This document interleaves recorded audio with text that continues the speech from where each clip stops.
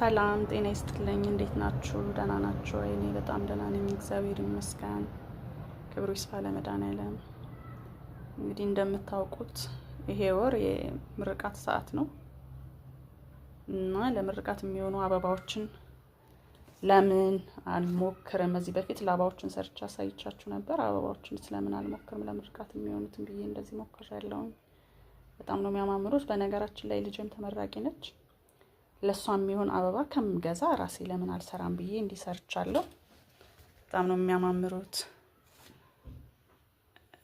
እና ያለውን የኑሮ ጫና ታውቁታላችሁ። አበባ ለመግዛት ምን ያክል እንደሚጠራ ሁላችንም የምናውቀው እውነት ነውና ቤታችን እንደዚህ ብንሞክረው ጥሩ ነው። ደስ ነው የሚሉት። እንደውም የተሻለ ነው ልንሰራው የምንችለው። እውነት ለመናገር ከምንገዛው በጣም የተሻለ ነው ልንሰራ የምንችለው።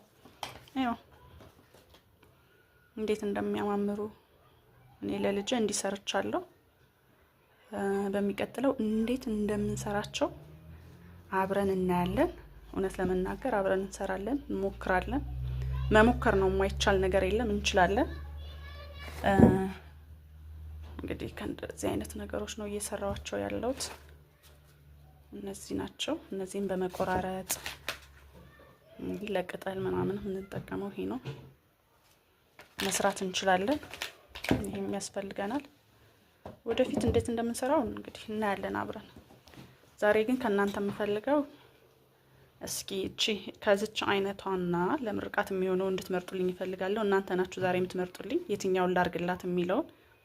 ከዚችና ከዚች የቱ ይሻላል? የትኛውን ልስራላት? ኮሜንት አድርጉልኝ። ሰብስክራይብ አድርጉ። እውነት ለመናገር ምንም ሰብስክራይብ የለኝም። ይታያል ግን ሰብስክራይብ የለውም።